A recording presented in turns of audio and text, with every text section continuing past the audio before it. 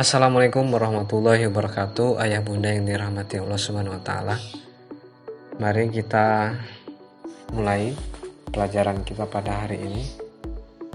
Ayah bunda Ananda yang berbahagia, dengan basmalah Bismillahirrahmanirrahim. Apa saja yang kita pelajari pada hari ini? Yaitu arti gorib, macam-macam gorib, contoh gorib, dan nanti di akhir ada latihan. Baik Ananda, siswa-siswi kelas 4, kita mulai.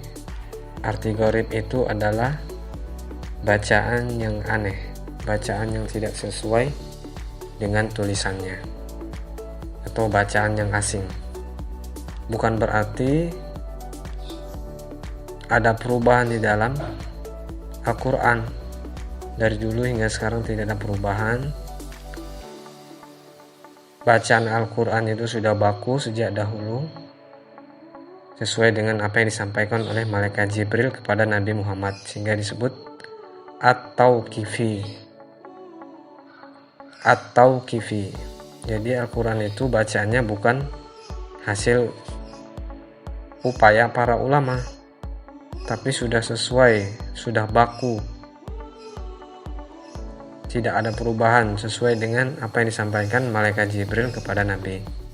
Tapi ada bacaan yang aneh, yang tidak sesuai dengan tulisannya. Apa saja macam garib? Yang pertama imalah, yaitu membaca miring, ro menjadi re. Ismam, yang kedua, ismam yaitu memonyongkan dua bibir setelah atau di tengah gunah, di tengah atau setelah gunah huruf nun, tanpa mengeluarkan bunyi u atau vokal u. Tidak ada domah terdengar di sana. Dan sakta berhenti sejenak tanpa mengambil napas, sekedar 2 harokat saja, baru kemudian melanjutkan bacaan. Apa saja contoh gorib? Pertama imalah. Imalah tadi contohnya dalam Al-Quran surat Hud ayat 41. Majreha, meskipun tulisannya majroha tapi bacanya majreha. Kemudian ismam surat Yusuf ayat 11, la ta'manna. Jadi ketika dengung huruf nun ini, perhatikan huruf nun ini ketika dengungnya manna, dibuat monyong dua bibirnya tanpa keluar huruf u, tidak boleh keluar huruf u.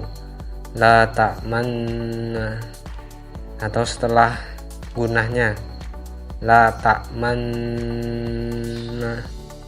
Kemudian sakta, contohnya surat Al-Mutaffifin ayat ke-14. Kalla bal rona ala, ketika selesai bal ditahan 2 harokat, baru kemudian melanjutkan. Ketika menahan tidak boleh mengambil napas. Kalla bal rona ala, maaf salah, kalla bal rona ala kulubihim, seperti itu. Kemudian sakta itu khusus sakta ada 4 ya, kita bisa menemukannya dalam Al-Quran. Rumus suratnya kaki muya, kahfi, kiamah, mutafifin, dan yasin. Al-Kahfi ayat 1 dan 2, kiamah ayat 27, mutafifin ayat 14, yasin ayat 52.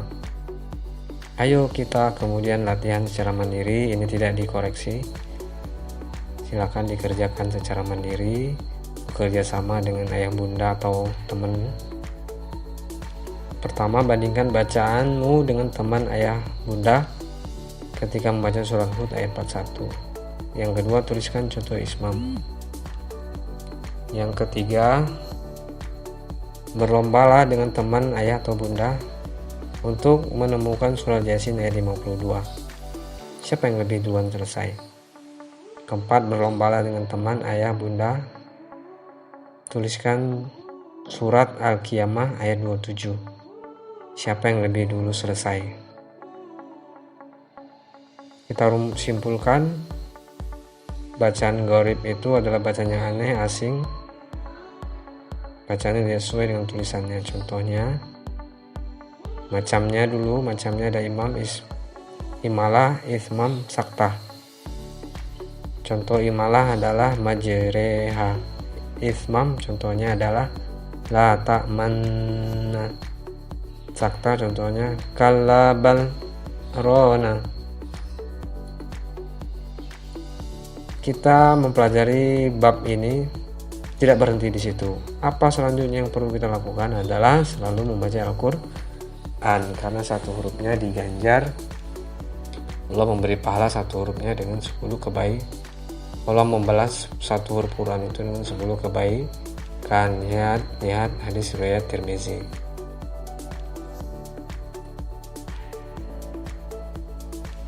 Allah berfirman dalam surat Fatir ayat 29 hingga 30, Innal ladzina yatluna kitaballahi wa aqamus salata wa anfaqu mimma razaqnahum sirran wa alaniyatan yarjuna tijaratan lan tabur yuwaffi ujurahum wa yazidahum min fadlih yuwaffiyahum ujurahum wa yazidahum min fadlih innahu ghafurun syakur.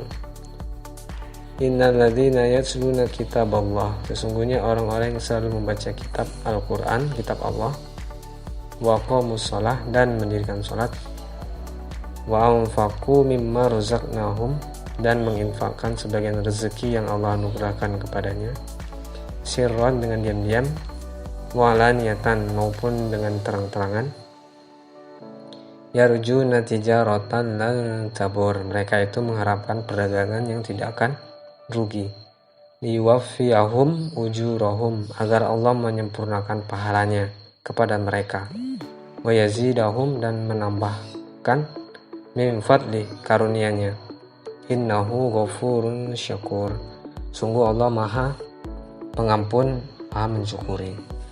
Maha mensyukuri dalam arti juga menambah nikmat. Jadi pesannya, mari terus tilawah, menjaga sholat, mendirikan sholat, berinfak baik terang-terangan maupun sembunyi, maka kita tidak akan rugi, kita akan diganjar dengan pahala yang besar dan ditambah dengan karunia dari Allah.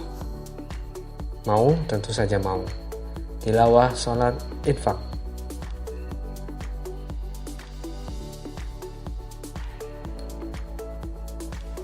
Jazakumullah khairan katsir, ayah bunda sudah mendampingi Ananda. Terima kasih Ananda atas semangat belajarnya.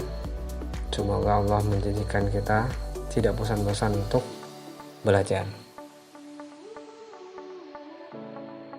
Kita tutup dengan subhanakallahumma wa bihamdika asyhadu an la ilaha illa anta astaghfiruka wa atubu ilaik.